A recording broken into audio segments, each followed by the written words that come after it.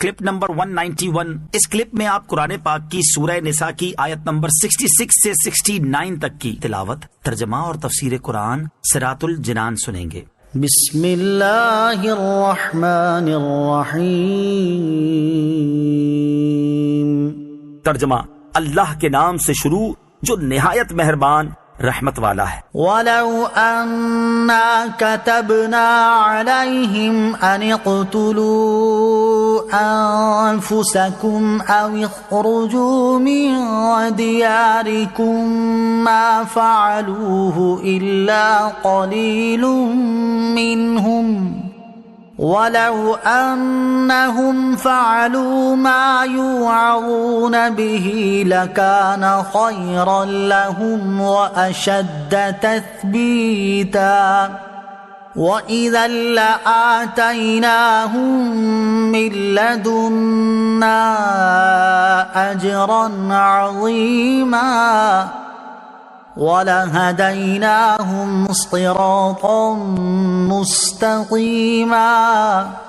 ترجمہ، اور اگر ہم ان پر فرض کر دیتے کہ اپنے آپ کو قتل کر دو یا اپنے گھر بار چھوڑ کر نکل جاؤ تو ان میں تھوڑے ہی ایسا کرتے، اور اگر وہ ہر وہ کام کر لیتے جس کی انہیں نصیحت کی جاتی ہے تو ان کے لیے بہت بہتر اور ثابت قدمی کا ذریعہ ہوتا، اور ایسا ہوتا تو ہم ضرور انہیں اپنے پاس سے بہت بڑا ثواب عطا فرماتے اور ہم انہیں ضرور سیدھے راستے کی ہدایت دیتے۔ وَلَوْ أَنَّا كَتَبْنَا عَلَيْهِمْ، اور اگر ہم ان پر فرض کر دیتے، یہاں مخلص و منافق سب کے اعتبار سے فرمایا جا رہا ہے کہ اگر ہم ان پر فرض کر دیتے کہ اپنے آپ کو قتل کرو یا اپنے گھروں سے نکل جاؤ تو ان میں سے تھوڑے ہی ایسا کرتے، جیسا کہ بنی اسرائیل کو مصر سے نکل جانے اور توبہ کے لیے اپنے آپ کو قتل کا حکم دیا تھا۔ اس آیت کا شان نزول کچھ اس طرح ہے کہ حضرت ثابت بن قیس بن شماس رضی اللہ تعالیٰ عنہ سے ایک یہودی نے کہا کہ اللہ عز و جل نے ہم پر خود کو قتل کرنا اور گھر بار چھوڑنا فرض کیا تھا، ہم اس کو بجا لائے تھے۔ اس پر حضرت ثابت رضی اللہ تعالیٰ عنہ نے فرمایا کہ اگر اللہ ہم پر فرض کرتا تو ہم بھی ضرور بجا لاتے۔ اس پر یہ آیت نازل ہوئی کہ یہ کہنا تو آسان ہے، لیکن اگر واقعی ایسا حکم دے دیا جاتا تو ایک بڑی تعداد اس حکم پر عمل نہ کرتی۔ اس میں بطور خاص منافقین یا نئے نئے مسلمان ہونے والے داخل ہوں گے، جیسے منافقین اکثر جہاد سے فرار کی راہ ہی اختیار کرتے تھے، اور نئے نئے مسلمان ہونے والے بھی کئی جنگوں میں ثابت قدم نہ رہ سکے۔ جہاں تک مخلصین یعنی جلیل القدر صحابہ رضی اللہ تعالی عنہم کا تعلق ہے تو کتنی صحابہ ایسے ہیں جنہوں نے مختلف جنگوں میں خود کو سرکار دو عالم علیہ الصلوۃ والسلام کے آگے کھڑا کر دیا اور حضور علیہ الصلوۃ والسلام کی حفاظت میں اپنی جانیں قربان کر دی۔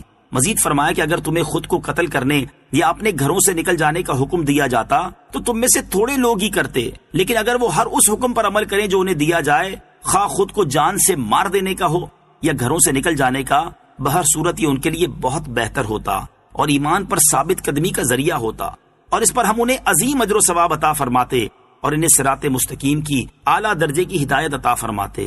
وَمَن يُطِعِ اللَّهَ وَالرَّسُولَ فَأُولَئِكَ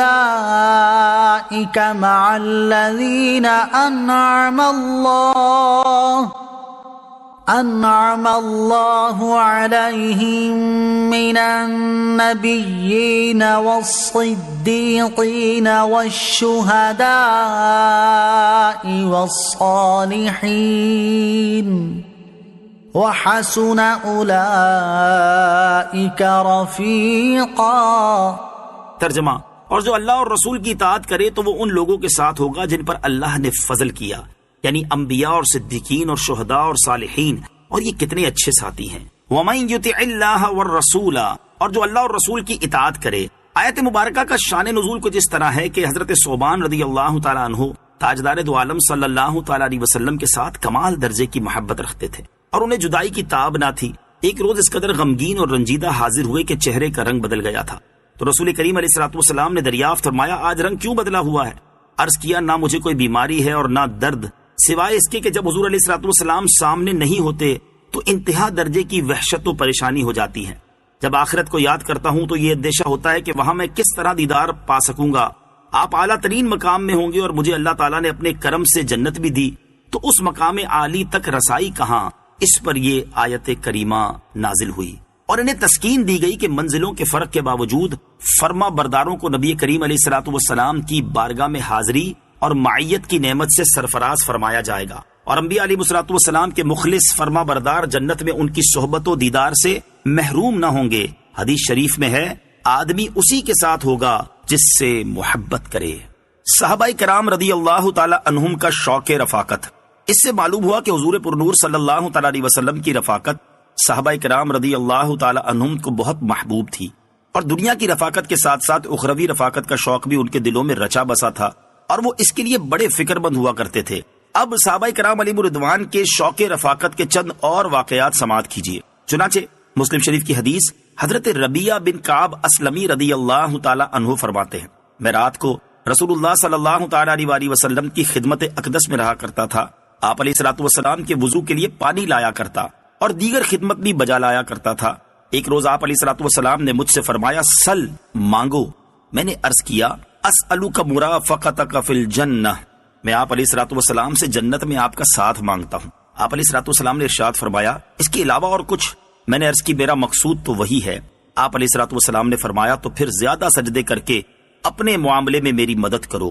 جنگ احد کے موقع پر حضرت ام عمارہ رضی اللہ تعالی عنہا نے عرض کی، یا رسول اللہ صلی اللہ تعالی علیہ وسلم، آپ دعا فرمائیے کہ اللہ تعالی ہم لوگوں کو جنت میں آپ صلی اللہ تعالی علیہ وسلم کی خدمت گزاری کا شرف عطا فرمائے۔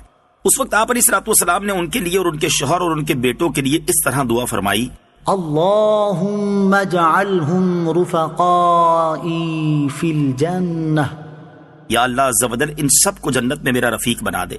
حضرت ام عمارہ رضی اللہ تعالی عنہا زندگی بھر علانیہ یہ کہتی رہیں کہ رسول اللہ صلی اللہ تعالی علیہ وسلم کی اس دعا کے بعد دنیا میں بڑی سے بڑی مصیبت مجھ پر آ جائے تو مجھ کو اس کی کوئی پرواہ نہیں ہے۔ عاشقوں کے امام حضرت بلال رضی اللہ تعالیٰ عنہ کی وفات کا وقت قریب آیا تو ان کی زوجہ شدت غم سے فرمانے لگی، ہائے غم۔ آپ رضی اللہ تعالیٰ عنہ نے فرمایا، واہ، بڑی خوشی کی بات ہے کہ کل ہم اپنے محبوب آقا صلی اللہ تعالیٰ علیہ وسلم اور ان کے اصحاب رضی اللہ تعالیٰ عنہم سے ملاقات کریں گے۔ ایک جنگ کے موقع پر حضرت عمار بن یاسر رضی اللہ تعالیٰ عنہ نے حضرت ہاشم بن عتبہ رضی اللہ تعالیٰ عنہ سے فرمایا، اے ہاشم، تم جنت سے بھاگتے ہو، حالانکہ جنت تو تلواروں کے سائے میں ہے۔ آج میں اپنی محبوب ترین ہستیوں محمد مصطفیٰ صلی اللہ تعالیٰ علیہ وسلم اور ان کے ساتھیوں سے ملاقات کروں گا۔ چنانچہ اسی جنگ میں آپ رضی اللہ تعالیٰ عنہ نے شہادت پائی۔ جب حضرت خباب رضی اللہ تعالیٰ عنہ بیمار ہوئے تو صحابہ کرام ان کی عیادت کے لیے تشریف لائے۔ جب انہوں نے دیکھا کہ یہ اسی مرض میں وفات پا جائیں گے تو فرمایا، تم خوش ہو جاؤ، کل تم محبوب ترین ہستی محمد مصطفیٰ صلی اللہ تعالیٰ علیہ وسلم اور ان کے صحابہ سے ملاقات کرو گے۔ اللہ تعالیٰ ان مقدس ہستیوں کے شوق رفاقت کے صدقے ہمیں بھی اپنے حبیب صلی اللہ تعالیٰ علیہ وسلم کی قبر و حشر اور جنت میں رفاقت نصیب فرمائے، آمین۔